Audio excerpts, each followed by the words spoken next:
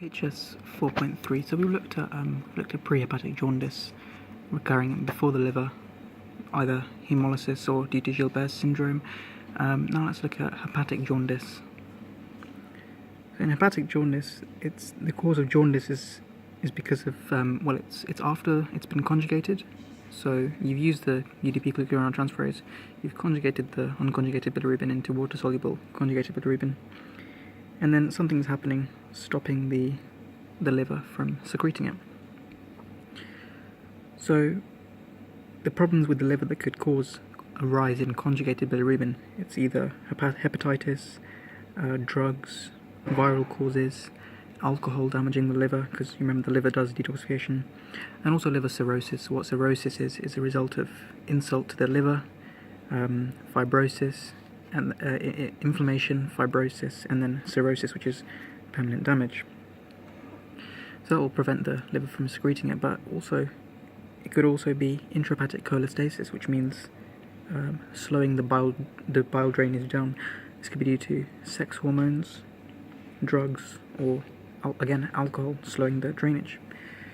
So in terms of the findings, well, first of all, bilirubin, because you have jaundice, so it's going to be conjugated hyperbilirubinemia, so it's going to be a raised level of conjugated bilirubin in the blood. Remember, if it's over 50 millimoles per litre in blood, then you've got conjugated hyperbilirubinemia, jaundice. The problems with the liver itself, so remember the hepatocellular enzymes AST, ALT, so you're going to have raised ALT and AST by up to 20 times in the blood. And there's also hepatobiliary enzymes, so ALP and gamma GT, but these will be relatively normal, or maybe like a mild increase. So if you're examining someone with jaundice and you find out that in the blood they've got a raised level of conjugated bilirubin, then you've got to think, well, it could be due to the liver, could be due to the problem with the liver.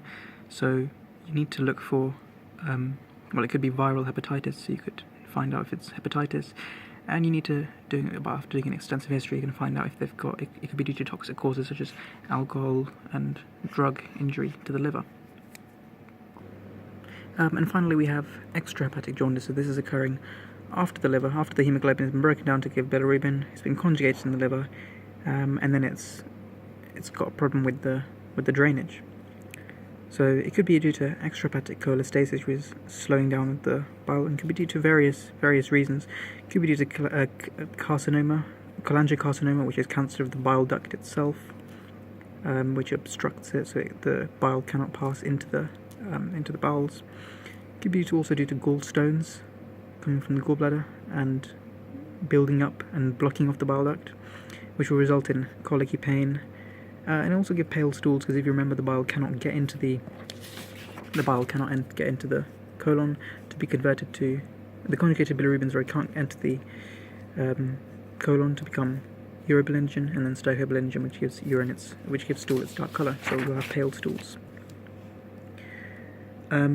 It could also be due to cancer of the pancreas, so because the pancreas is in close proximity to this. If you get a cancer of the head of the pancreas, which is this side, the tail of this side, but you get cancer of the head of the pancreas, it will cause a blockage of the bile duct. And in terms of the findings, well, it's going to be raised conjugated bilirubin, because it's been conjugated in the liver, and then you got a blockage over here, extrahepatic. So you're going to increase level of bilirubin conjugated in the blood. 50 millimoles per litre is the diagnosis of jaundice. It's not going to be much problem in the liver itself, so it's going to be a kind of slight increase in AST, ALT, which are hepatocellular enzymes. The problem is outside the liver, it's with the biliary system, so that's a raised ALP and gamma GT. Now the reason you get pale stools is because you won't be able to make that stoicobilinogen, but you also get dark urine. And why is that? Well, if you get a blockage of the bile duct, then you get a backflow of bile into the liver, bilirubin into the liver, and from the liver it will enter the liver sinusoids, which is the blood, and it will enter the urine. So you'll get conjugated bilirubin in the urine, causing dark urine. If it's raised conjugated bilirubin and it's raised ALP gamma GT, then it's to do with these causes. So you need to it's an obstruction of the bile duct to the bile flow. So you need to consider gallstones by thinking about the colicky pain. You need to be doing an ultrasound, and you need to be determining if there's a cancer. So if we just have a quick look at the sort of overall diagnosis of jaundice and the different kinds, AST, ALT, these are hepatocellular enzymes. If you have prehepatic jaundice, they're going to be normal, and if it's hepatic jaundice, then it's going to be raised by over 20 times. If it's extrahepatic jaundice, it's going to be a modest increase. ALP, gamma GT, these are hepatobiliary enzymes, so you have prehepatic jaundice, going to be not an increase. Hepatic jaundice, again, not an increase, whereas extrahepatic jaundice is going to be a big increase in this. Glucuronide transferase is UDP glucuronide transferase is the enzyme required to conjugate the bilirubin in the liver. If you have Gilbert's syndrome, then you have a deficiency in this enzyme. Serum bilirubin, this will be your sort of diagnosis of jaundice itself. So if it's over 50 millimoles per liter of conjugated or unconjugated bilirubin, that's the jaundice. Viral hepatitis, that's one of the causes of hepatic jaundice. Toxic causes, alcohol, drugs. Colour of stool, urine, well, if you've got prehepatic jaundice, the colour of the stools and urine will be normal.